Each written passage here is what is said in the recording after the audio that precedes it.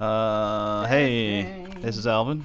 This is Parapants. Hello, we are back after another very long hiatus. Yeah, I had like some stuff to do. Yeah. By now, you've all probably forgotten about King's Avatar and moved on to like No. the King's Conquest or something. No, they love this show. They've forgotten about us, which is totally normal because our show sucks and nobody's even listening. That's cool. But we just watched episode 8. We did. Yeah, that's pretty. It was not bad. It had a little bit more action in this one. I kind of felt like Lord Grimm himself was having more fun this episode. What? He was fucking with people. Oh yeah, he was doing a lot of shit talking. I do like seeing that side of Lord Grimm. And you know what? This brings up a little bit of a problem I have with his character, because I really want to like the dude, because he's so. What do you mean you want to like him? You don't like him? Okay. Why are you a hater? I'm not. No, I don't. I don't hate Lord Grimm. It's just. Well, okay, so he's like really laid back and kind of, relaxed and stuff, and I like that, character about him, but he's just a little too perfect. It's not that he's perfect. He just only enters in battles that he knows he can win. Which is all of them. Yeah, well, he's smart. He's got a plan. Like, look, all right. Well, okay, it's not that he's just good at glory. It's like he's the yeah. super nice guy, and he always thinks of other people, and even when he's like clowning on them, he's doing it for their benefit. Hold on, I got his flaw. You ready for this? Oh goddamn! Don't you dare say that his flaw is that he has no flaw. No, I would say his flaw is that he's too nice. That's some bullshit. That's how he lost his job. He sleeps in a closet now with keyboards in it. No, that's not he's virtuous to a fault. This bullshit. Like, okay, like I can see like. Okay, so James Bond is like pretty much a flawless character, right? I guess I don't know. Maybe he might be flawed in the books. The reason why we accept James Bond being flawless is because he's more or less an anti-hero. He's not particularly. Did I say that right? Particularly virtuous? He's not an anti-hero. He's a hero. He saves the day. Okay, he saves the day, but his morals are kind of like in a gray area. What morals? He kills the bad guys and he gets broads. What's immoral about that? He uses women. Wait. Lord Grimm is, he's in a stable, loving relationship with his girlfriend, and he looks out for his friends, and I just want the guy to have something about him, like, it's not about that. He's first of all, he's the best at this game in the whole fucking world, so you can't have him be flawed in the game. Okay, I can accept that. But like, the whole story is his climb. He had his fall from grace. And now he's climbing back up. But he didn't fall from grace. There really is no fall from grace, because he's still having a good time, mentally in the same place he was at the beginning of the show. His values haven't changed. He hasn't really struggled with anything. All right. Well, not everybody's looking for that. I don't know what to tell you. Every week people tune in and they're like, I wonder whose ass Lord Grimm is going to kick today. All right. And he kicks an ass, and it's like, all right, that's what I wanted to see. Now to go back to my shitty life. Oh, okay. Oh, don't say that. What do you think cartoons are for? I don't know. Well, all right. Well, hey, maybe next episode he'll have like. He'll snort a couple of lines. Of You know what? He's like, yep, time to get to it. He's not going to do that. All right. So this episode's called Let Us Gather Friends, which... No, it's Let Us Gather Friends. Yeah, not Let Us Gather Friends. I forgot the comma. It's, all right, what's weird is it starts with this montage of Lord Grimm fucking doing shit and I guess working out, and like they show calendars and days going by. Yeah, it's like, I just can't stay inside all day. Yeah, he does go outside. His whole life consists of playing this game and then going outside and then going to sleep. And I want to remind people that this man is 26 years old. No, that's cool. But like the thing is, like the last episode ended on a cliffhanger. This episode starts with a montage and then goes back to because when it started like that, I'm like, wait, well, weren't a whole bunch of people about to kick his ass in the last episode? And then they're like, oh yeah, let's everybody gang up on Lord Grim. I'm like, well, what was that montage for? I don't Yeah, understand. I didn't see the purpose of that montage. It was kind of weird. Like I suppose that was describing his day-to-day life before this event happened, but it was just a weird place to insert it. I mean, if you have to say something, you have to be like, you have to have Lord Grim be like, man, these days of training sure have been hard, and now I'm gonna go fight these guys. Just I'm a stickler for orderly composition and stuff. Yeah. I mean, it would have been really cool to see like a montage of Lord Grim's day-to-day life with, staying alive going on in the background. That would be cool. But yeah, a brief McDonald's commercial is such a big cone. And I'm telling you, that is Freudian. You can't tell me that's not Freudian. I don't know if it's Freudian. It's a big ass ice cream cone. But like the leader of Tiny Herb is like, hey, you want that McDonald's contract? You gotta fucking put your heart and soul into this shit. Yeah, like, you gotta get good, nigga. So you play video games, and if you're really good, you sell McDonald's ice cream cones. Like, I can see that working. I'm not mad at it. It's a little weird. Was that McDonald's saying like only the best can push our cones? I'm still thinking like, because those cones had like Oreo cookies in them. I wonder if they were like tiny cookies, or if it was just a giant cone. They did say such a big cone. Do you want a McDonald's ice cream cone? Is that it? I believe I said earlier in the podcast that I have lactose sensitivity, but maybe since this is future China, then like they're beyond that. They're like, oh, there's no lactose in this. They put some lactase in the ice cream. Maybe, I don't know. All right. So yeah, and then they start ganging up on Lord Grim, and there's a whole thing. This is Tiny Herb. Yeah, it's weird. Like he's like, yeah, I'll take you all on. You guys are bitches. You're not shit. And they're like, what? All right, let's. And like, are you sure you want to fight me? You sure? And they're like, yeah, we're gonna fight you. We're gonna fuck you up. Then he runs away and comes back logs off and comes back as a woman. You know what? I have to agree. One of the members of Tiny Herb said, like, that's totally shameless, dude. And you know what? He is right. That's kind of a fucked up thing to do. What was his plan? And like when he logs off, the leader of Tiny Herb is like, all right, check it out. We probably can't beat this guy. We're gonna lose, but losing gracefully is what I wanted to teach you guys. So good hustle. And they all sucked that shit up. They're like, Captain, you're such a genius. And then fucking Lord Grim comes back with the chick avatar, and he's like, no, yeah, we'll fight, but you got to beat this chick this character actually belongs to a friend of mine. I want you to fight her. You know what was weird about that scene is like, okay, he logs in. Lord Grim logs in as what's her name? I don't know their names.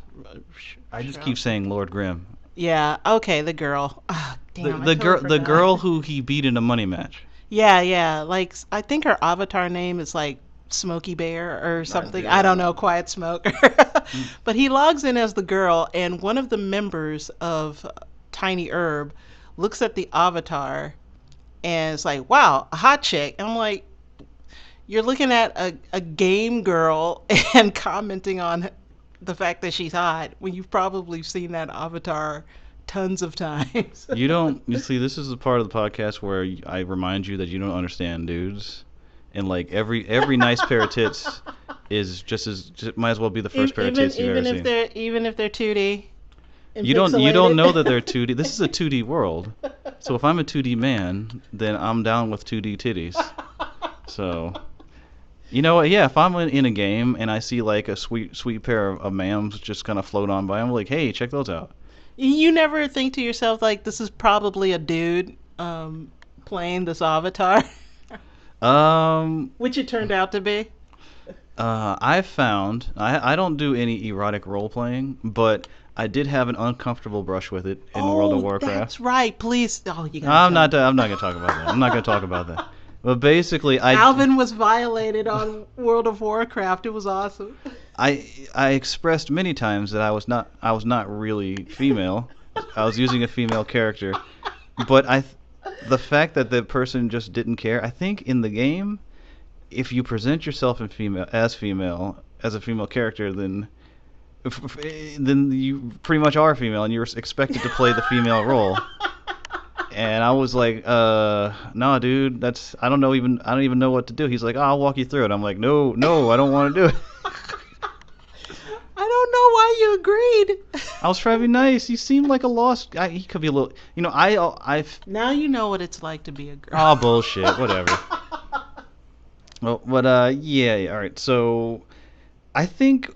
I mean, it gets a little choppy, plot-wise here because I think what might have happened is there were matches going on, like because we know of two matches that we didn't see. Right? Somebody fights his friend and beats her while Lord Grimm is talking to her, because we see defeated on her screen. Yeah.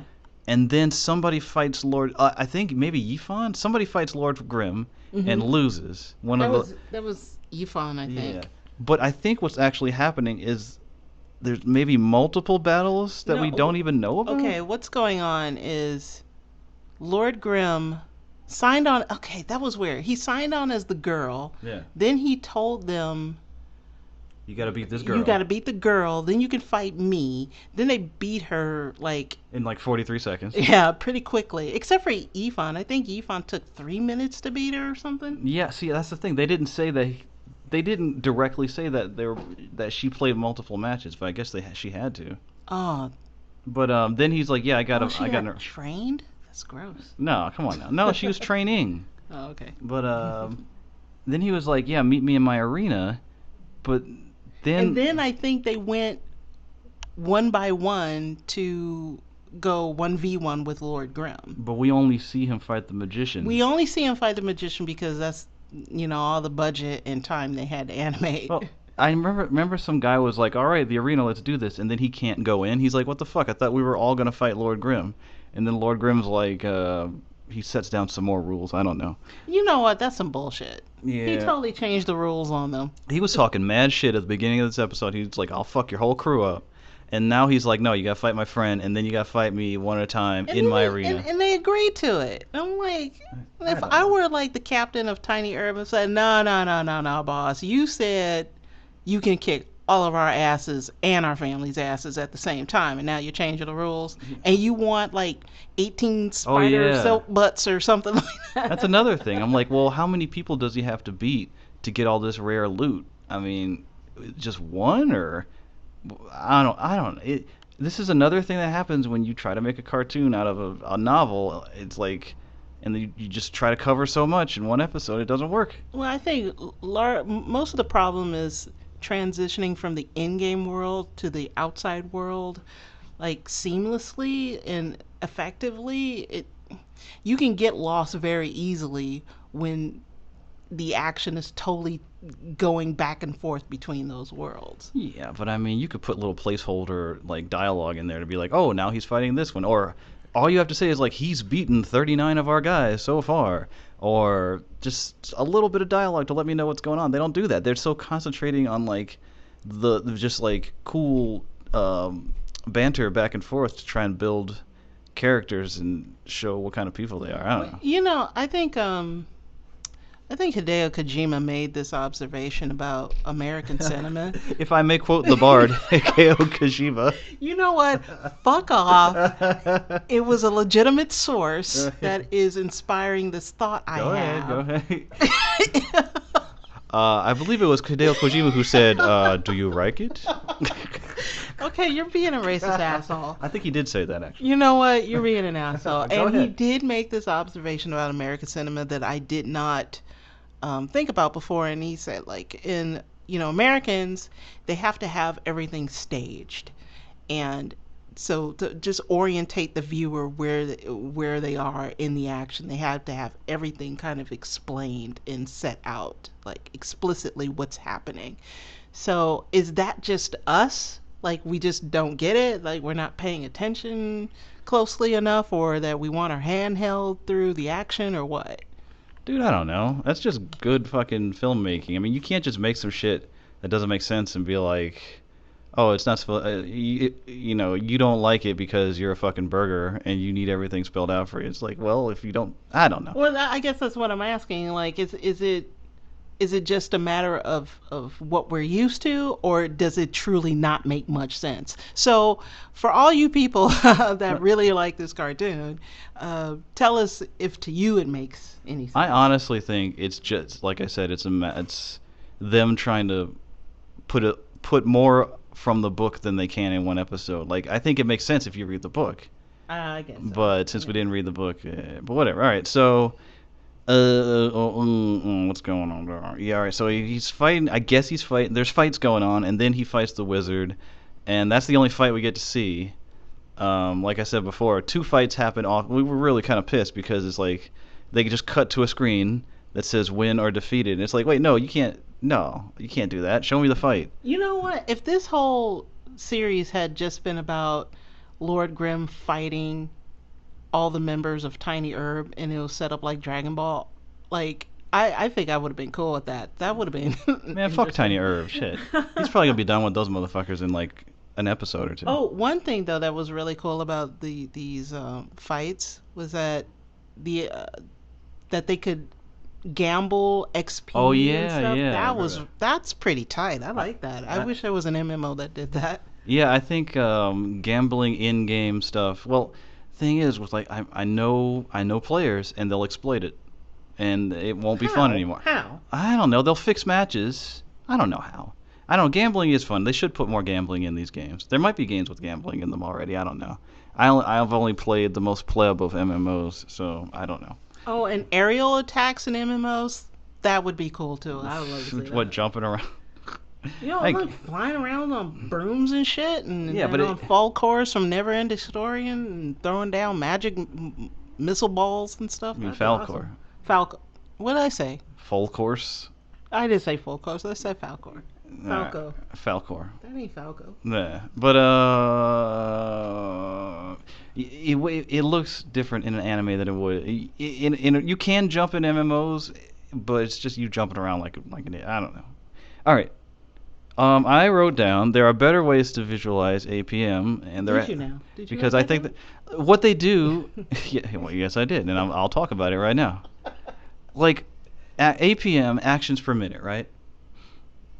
What do we see? We see Fingers flying furiously across the keyboard. I know. We see people moving their mice so fast that there's after images, and fingers over on the fucking WASD side of the keyboard just going really fast. You just see trails. And then they cut to the cartoon, the action, which is just a regular cartoon. Like there's a way to show actions per minute that isn't just fast fingers on a keyboard and mouse. Like show actual actions taking place at a very fast rate. Like show shit on the screen happening so fast that you can barely keep up to it.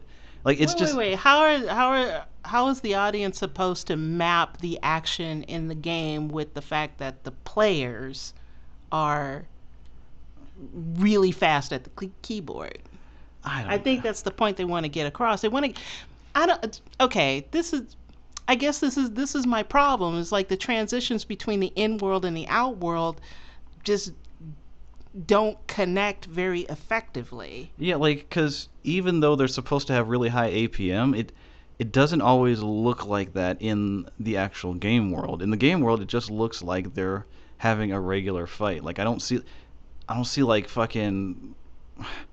I don't know. You have to show normal fight, and then you have to show really quick fighting. Then I'd be like, oh, I see a lot of actions taking place per minute. Oh, okay, I can see what you're saying. Like, so if you got to ramp up the tension inside the game world to show like all these things are happening in quick succession. Yeah, I mean, it's just lazy. I don't know. I may have complained about that. I get what you're saying now. Yeah. Well, I mean, yeah. All right. Well, all right. Yeah. So anyway, he fights the wizard from Tiny Herb. I wrote down why would you run after him, because this whole episode he's been running away, and it's like just I don't know, don't run after him because it's obviously a trap, and it was. But we learned that the wizard actually sealed his fighting style at one point because it was so erratic that his other players couldn't keep up with him, and now apparently for this fight he unsealed it because who gives a shit. I really wanted that revelation to mean something to me. Yeah, I know. Like it's. I mean, it was one of those moments where he's like, this is. I mean, it was supposed to be like, this isn't even my final form, but it just kind of fell kind of flat. I guess. You know what? If he actually did have like a final form that he just, magically like transformed into, then that would have given it a little bit more punch. Yeah, or like, You know. maybe you see some changes in the guy as he's playing, like maybe his expressions change or something, Or or like he gets up and he takes off his jacket, and the rest of the team was like, "Holy shit, Captain just took off his coat." or maybe he puts his hat backwards or something. It's just And then Lord Kim was like, "Ho ho, did you happen to take off your jacket? yeah. I see that your playing skills have gone up 20%." Yeah, something like that. Like just simple Dragon Ball shit, where they take off their jacket and it hits their jacket, and it turns out that their jacket actually weighed 3,000 pounds, and then it's like, oh, And then his fingers go even faster. it's like I haven't had to take my jacket off in a long time. But it's just, it's just more lighting effects and fast fingers and Z maneuvers with the mouse. I mean, all right. But I really do think that this, and I know they're going off the book, and the book is like sort of like semi-dramatic and stuff, but I think like the King's Avatar had the potential to be really over the top fun, just over the top crazy fun. But if people like it the way it is, then yeah. I mean, of course, it's just us going like, what I would have done, and exactly. of course, If I were the director, of King's and we're not Avatar, directing shit. We can barely direct this fucking podcast. stick figures. I know. It'd be stick figures, and you'd get one episode per year. It'd just be like little Dragon Ball, like 2 frame, like sweet. All right, so yeah, the battle ends in a draw. Of course, that's kind of lame, but I guess it had to be because. Has Goku ever What? completed a fight in a draw? Dude, I don't know. Like, I'm gonna assume so because he's fought so much. Probably. Has he ever lost? I think so too. He's died a few times, I think. Really? Yeah, but he's in heaven and then he comes back. Oh yeah, I know he was in heaven, but I thought that was just from old age. But No, I think he got killed by something. Oh damn. All right, but you said like at the end of the match, like the computer should have exploded. I think that would have been funny. I See, mean, I not told you, realistic, yeah, but right. yeah, just. But all right, and they're talking later on. Someone talks about like Lord Grimm's plans. No, I think it's the tiny herb people, and they're like, "Is he really trying to make a comeback? That motherfucker's like, he's gonna be 27." It's like as an older person, you don't get that. 27's not that fucking old. It's all to be playing professional video games, I think. It's old to be playing professional, like maybe basketball. Can you imagine Lord Grimm's mom? It's like, are you still playing those fucking video games at your age? She's probably proud of her son. He's the King's Avatar. No, she's like, you're gonna be 27 next year. You need to get married. He's got a beautiful girlfriend. That he should marry. He's just, having her hang around. You know what, Lord Grimm? You need to shit or get off the pot. Stop wasting Munchie's time. The girl, she wants a commitment. At least give her a promise ring or something. He's married to the game, and she knew that when she got in with him. Whatever. You're like, Munchies, you could do so much better. that's like going up on Michael Jordan and be like, "When you gonna marry me and give me a ring?" It's like, it's Michael Jordan. Come on now, just take your expensive meal and be happy with that. So yeah. Treat you to McDonald's every night, baby. Yeah. You don't get those McDonald's endorsements by marrying your childhood sweetheart and just like, giving up on life. So yeah, 27's not that old. What the fuck? Maybe in China it's old. I don't know. But oh yeah, 1-inch Ash, the ghost blade. He's tells some kid to re-roll. I thought when he told that kid to re-roll his assassin, I thought they would, because he doesn't really have the mindset of an assassin. Like, he's a nice guy, and like basically that character is like you play to like kind of sneak up on people and stab them in the back. And so I thought he was going to be like, look, you just don't have the what it takes to be an assassin. You should be this. But instead it was just like, no, your play style is this. That had the potential to be a really smooth burn to say like, you need to re-roll, fam. Oh. Why would you burn you? What's his name? Yifan. He's such a nice guy. You don't want to burn him. Well, Lord Grimm has been burning everybody in Tiny No. Europe up at that point, so why not? Yeah. So that was his advice, that he should re-roll assassin. No, he should re-roll as a ghost blade. Of course, not What the heck is a not ghost giving us blade? any fucking idea as to what a ghost blade is or why this guy should re-roll this one. Is that related to Ghost Dog? He's gonna re-roll a big fat black guy. You should re-roll as Forrest Whitaker in a hood. I'd be scared of Forrest Whitaker if I saw him in a game. Oh, that'd be awesome. He's class black guy. Cat, class ghost dog. The scariest of monsters. Have any of you any experience playing against a black guy? Steam Bun Invasion shows up. Oh, he is adorable. Yeah. I like him. I don't like that he just dropped his steam bun on the ground. You know what? Alvin has a thing about cartoon characters being messy. I gotta think about everybody being messy. Pick that shit up.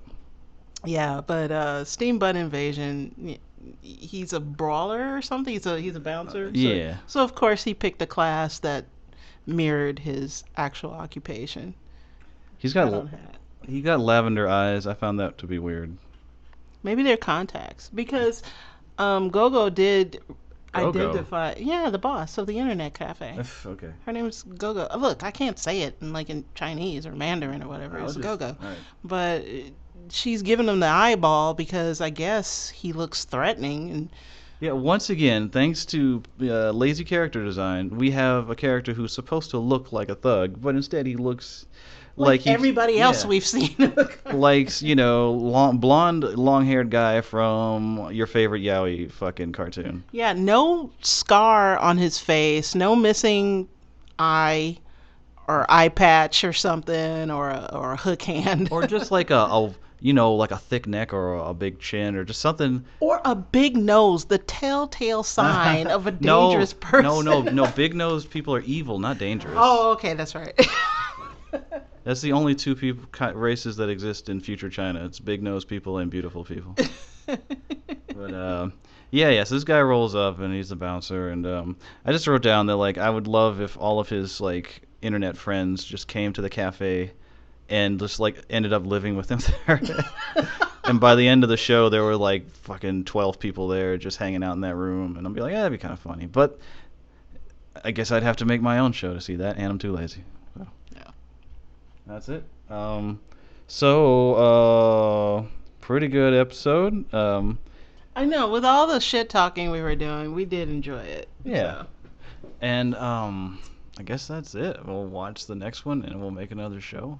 Anything else you want to say? In case you guys still care about it. Look, I make it for myself. That's right. Who cares? Who cares? No, don't say that. I appreciate people listening, No, but I mean, I'm not what do you think? But that's a big cone. That's all I gotta say about that. That is a very big cone. That was like a 2-person cone. And he had 2 of them, so yeah, he I know. really had 4 servings of cone. I know it's future China, but you'd be fat as fuck eating all that fucking ice cream waffle cone shit. Maybe it's 0 calorie. I don't know. 0 calorie. 0 calorie with tiny Oreo cookies. They did make it look good though. Wait. I knew what I was gonna say. What? I know his name is Steam Bun Invasion. We got Not that. the guy with the cones. No, the guy that came in later. Yeah. But once again, I don't know if you can buy steam buns at McDonald's. But it's if you got a dude named after food, why not make it McDonald's food? You know what, Alvin? You don't know what the contract was. Here's my contract. You put McDonald's every fucking where. Because I love that shit. Do you work for McDonald's or something? Yes. Okay. That is my secret identity. I am a sleeper agent for McDonald's. No. Apparently, according to Alvin, anybody eating in this show should only eat McDonald's food. That's how merchandising goes. Oh God. Instead of Steam Bun Invasion, he could be what do they have there? Not the they have the Big Mac Invasion. Oh yeah, Big Mac Invasion. Or what else do they have over there? What was the one where the hot side's hot and the cold side's cold? Oh, was that the McDLT? The deluxe or no. I think that was the McDLT. Was it the McDLT? I don't remember. Oh yeah. That was a lot. I remember there was one with the deluxe in it. They do have deluxe sandwiches now, but I haven't tried them. I don't know if they have a special name for them. All sorts of names they could have used instead of Steam Bun. They call them mix, at least just mixed Steam Bun. McSteam. McSteam. Sounds stupid. Yeah, but they should have done it. All right. I'm done. Anything else? No, have a good day, everyone. All right.